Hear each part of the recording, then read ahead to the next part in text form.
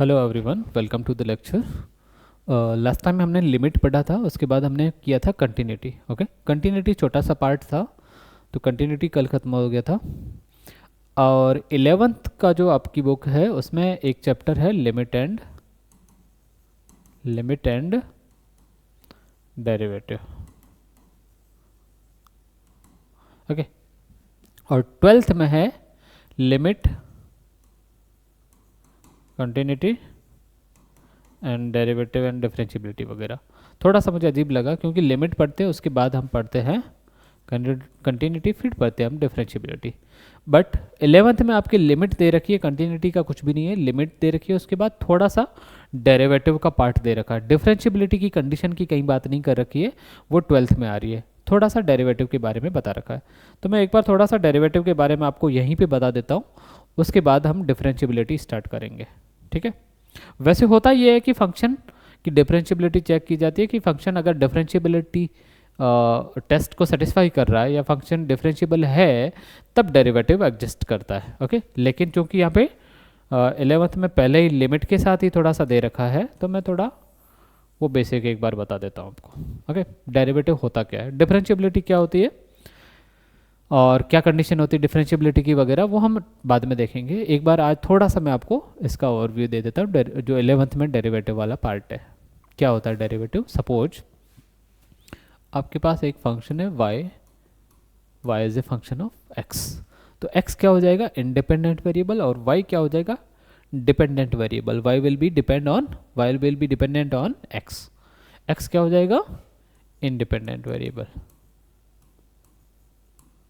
और y क्या हो जाएगा, डिपेंडेंट वेरिएबल।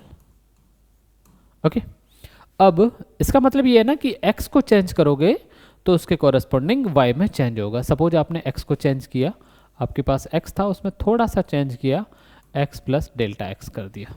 ओके, तो x में इतना चेंज किया है, तो यहाँ पे y की वैल्यू कितनी थी, यहाँ y क्या था, y equal to f x था, है ना। और यहाँ पे y कितना हो जाएगा, F of x plus delta x. Suppose इसको मैंने बोल दिया y प्लस डेल्टा y, या फिर मैं इसको ऐसे लिखूँ कि यहाँ पे आपके पास था y equal to f x था, और यहाँ पे ये कितना हो जाएगा, f x plus delta x, इसको मैंने बोल दिया y plus delta y।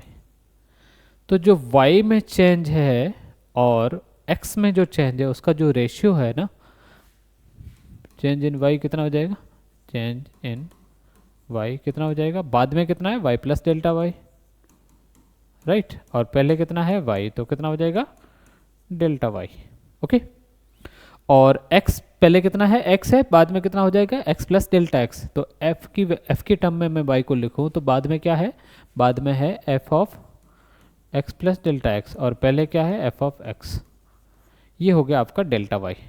Okay, ये है चेंज इन y, और चेंज इन x कितना हो जाएगा, चेंज इन x कितना हो जाएगा, बाद में है x प्लस डेल्टा x, और माइनस पहले है x, तो कितना हो जाएगा डेल्टा x।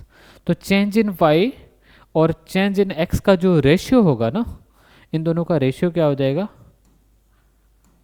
किसका रेशियो, चेंज इन y और change in x, change in y over change in x। Change in y कितना है, delta y divide by x में चेंज कितना है, डेल्टा x, और y को अगर मैं f के टर्म्स में लिखूं तो f of x plus delta x minus f of x divide bye x में चेंज कितना है, डेल्टा x। तो ये जो y में चेंज और x में चेंज का जो रेशियो है, ये delta x tends to zero के लिए क्या बन जाता है, डेरिवेटिव बन जाता है। तो इसमें अगर आप करते हो कि limit delta x tends to zero कर दोगे ना, तो ये जो आपका delta y by delta x है ना, यही आपका बन जाता है d y by d x. इसको बोल देते हैं derivative of y with respect to x। और इसको मैं इसमें कैसे लिखूंगा, इसमें ऐसे लिखूंगा, limit delta x tends to zero f of x plus delta x minus f of x divide by delta x। Okay, अब मैं इन जनरल बात करूं, अगर x की जगह किसी पॉइंट x इक्वल टू ए पे फंक्शन है, वहां पे डेरिवेटिव निकालना है, तो आप डेल्टा x की जगह चेंज क्या करते हैं, जनरली h लेते हैं चेंज। ओके, तो मैं इसको ऐसे लिख सकता हूँ, इन जनरल क्या हो जाएगा। अच्छा, इसको क्या बोलते हैं, और क्या बोलते हैं इसको एफ डैश एक्स भी बोलते हैं, है ना। D y by d x है ना, इसको ऐसे भी बोलते हैं कि d y by d x of y है ना, वाई क्या है, एफ एक्स है, वाई क्या है, एफ एक्स है, d y by d x of d by d x of f x, d by d x of y, y तो f x है। ओके, तो एफ एक्स का जो डेरिवेटिव उसको एफ डेक्स भी लिखते हैं, तो इस तरह से ये लिखा जाता है डेरिवेटिव को। ओके, इन जनरल इसको ऐसे लिखा जाएगा कि limit x tends to a के लिए, अच्छा आप a पे डेरिवेटिव निकाल रहे हो ना, तो h टेंड्स टू 0 करो, f of a plus H minus f of a divide by h। Variable क्या है, x इक्वल टू a है, उसमें h चेंज किया आपने, तो x में चेंज कितना h, और a प्लस एच पे वैल्यू है f of a plus H, a पे वैल्यू है f ऑफ a, तो ये y की a प्लस एच पे वैल्यू हो गई, ये y की a पे वैल्यू हो गई, और a plus H minus a h हो जाएगा, तो ये हो जाएगा आपका डेरिवेटिव एट a। इसको ऐसे भी लिख सकते हैं f डैश ऑफ a। ठीक है, तो ये है डेरिवेटिव। ओके, और ये आपको दिखाना था। अच्छा, डेरिवेटिव कैसे निकालते हैं, मैं कुछ सिंपल से डेरिवेटिव है ना आपको बता देता हूँ, उससे पहले मैं थोड़ा सा आपको ये भी बता देता हूँ, अलजेब्रा ऑफ डेरिवेटिव्स।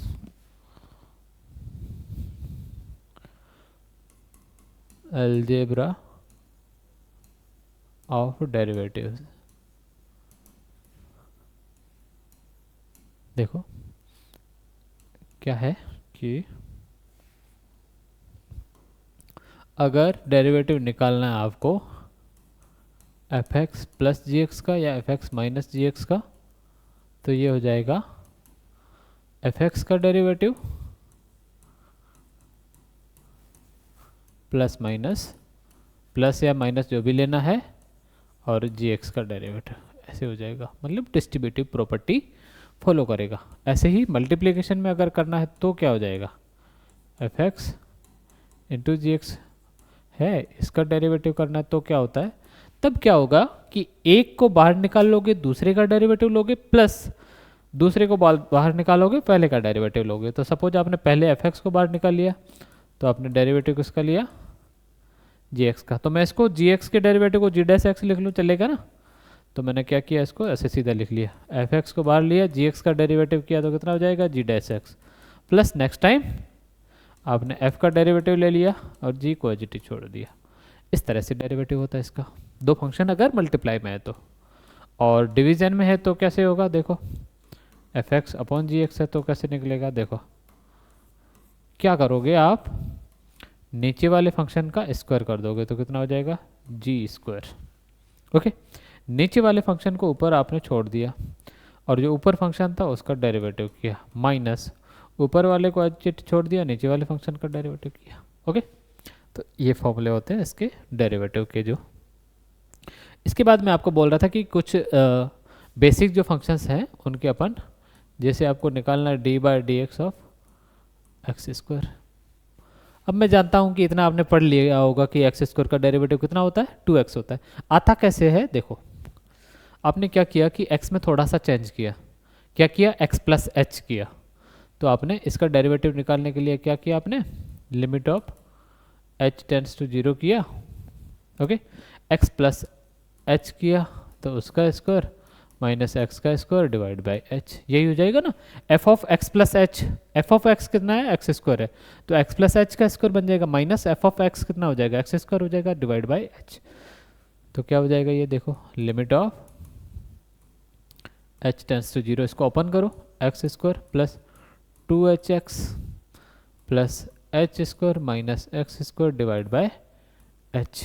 देखो limit h tends to 0, x square से एक्स स्क्वायर कैंसिल आउट हो जाएगा, 2hx plus h square, 2hx plus h square divide by h। Limit h tends to 0 है। अब आप डिवाइड कर लो h से, तो कितना बन जाएगा, ये बनेगा 2x प्लस h। अब आप लिमिट h टेंड्स टू 0 इसमें पुट कर सकते हो, पहले नहीं कर सकते थे, पहले आप यहाँ पुट करते तो क्या हो जाता, 0/0 हो जाता है ना। अब आपने h से कैंसिल आउट कर दिया, अब h इक्वल टू 0 पुट कर सकते हो, तो ये 0 हो जाएगा, ये 2x बच जाएगा। तो कितना बच गया, 2x बच गया। 2x किसका डेरिवेटिव आ गया, एक्स स्क्वायर का। इस तरह से डेरिवेटिव निकलता है। जैसे मैंने साइन एक्स का लिया, साइन एक्स का डेरिवेटिव कैसे निकालोगे आप, डी/dx ऑफ साइन एक्स। आपको पता है कि साइन एक्स का डेरिवेटिव एक्स के रेस्पेक्ट में cos x होता है, लेकिन जो मैंने आपको तरीका बताया उस तरीके से आपको डेरिवेटिव निकालना है, तो कैसे निकालोगे, limit h tends to 0, f x क्या है, साइन एक्स है, तो f of x plus h कितना हो जाएगा, sine of x plus h हो जाएगा, minus f of x sine x divide by h। Okay, कोई इश्यू नहीं यहाँ तक। आगे बढ़ते हैं, limit h tends to 0, sine of a plus b, इसका एक फॉर्मूला होता है sine a cos B plus cos A sine B. तो साइन a और b क्या है, x और h है, साइन a प्लस बी का फॉर्मूला होता है sine a cos B plus cos A sine B. तो sine a cos B plus cos A sine B minus का sine x as it is divide by h। अब देखते हैं कहाँ कहाँ पे हम h टेंड्स टू 0 कर सकते हैं और क्या फ़र्क पड़ेगा उससे, कि अगर मैं h इसमें कुछ कॉमन ले सकता हूँ क्या, और साइन एक्स कॉमन ले लेता हूँ, cos h माइनस 1, ठीक है, 0 हो जाएगा, तो 0/0 बन जाएगा h। अच्छा, तो यहाँ पे नहीं पुट कर सकते आप, साइन h 0 पे 0 हो रहा है, h टेंड्स टू 0 के लिए साइन एक्स माइनस सन एक्स, ये तो हो जाएगा 0, और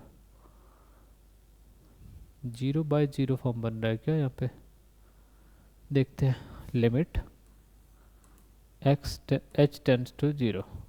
मैंने क्या किया, इन दोनों में साइन एक्स कॉमन लिया, अगर साइन एक्स अगर कॉमन लिया, अच्छा h टेंड्स टू 0 है और साइन x है, तो इसको बाहर ले सकते हो आप।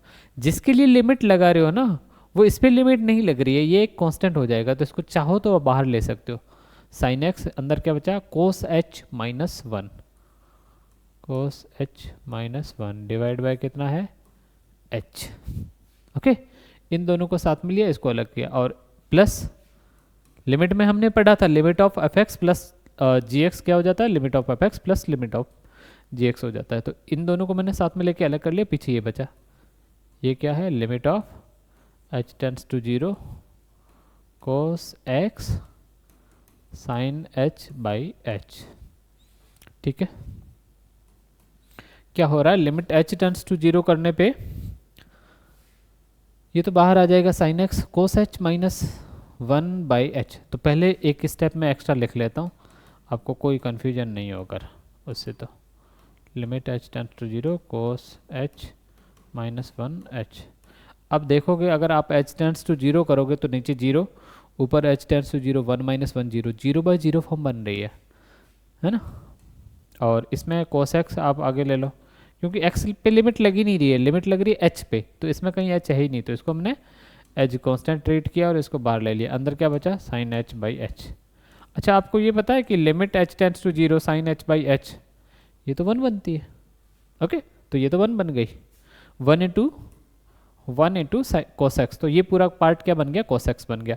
ये कितना बन रहा है, देखो साइन x बाहर आ गया, साइन x बाहर आ गया,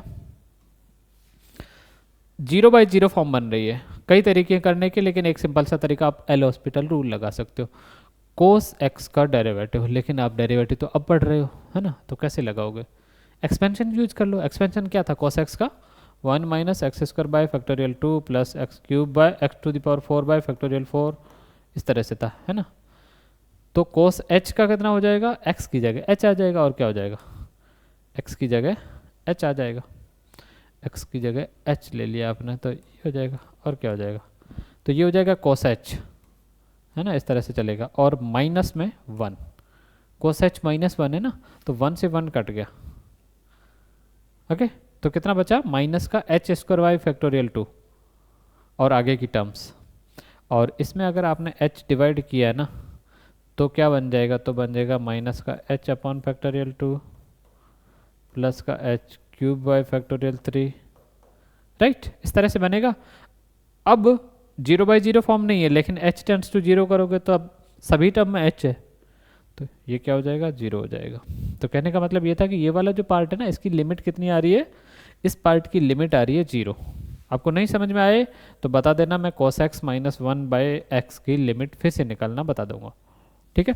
तो इसकी लिमिट आ रही है 0, ये लिमिट आ रही है आपकी 0 प्लस cos x, और इसकी लिमिट आ रही है 1, तो sine x into 0 plus cos x equal to 1, क्या आ गया, cos x। तो क्या आ जाएगा, sin x का डेरिवेटिव क्या आ गया, cos x आ गया। ओके, तो ये फर्स्ट रूल ऑफ डेरिवेटिव होता है और इस तरह से डेरिवेटिव निकालते हैं आप। बेसिक मैंने आपको बता दिया कि डेरिवेटिव कैसे निकलता है, डेरिवेटिव का क्या फॉर्मूला होता है, ठीक है। अब हम देख लेंगे कि ज्योमेट्रिकली और मैथमेटिकली डिफरेंशिएबिलिटी क्या होती है, ठीक है। थोड़ा सा डिफरेंशिएबिलिटी का हम कंसेप्ट समझेंगे अगले लेक्चर में, उसके बाद हम फिर वापस से डेरिवेटिव पे आ जाएंगे, उसके बाद डेरिवेटिव के एप्लीकेशंस। ओके, तो thank you for watching the lecture, अगले लेक्चर में मिलते हैं।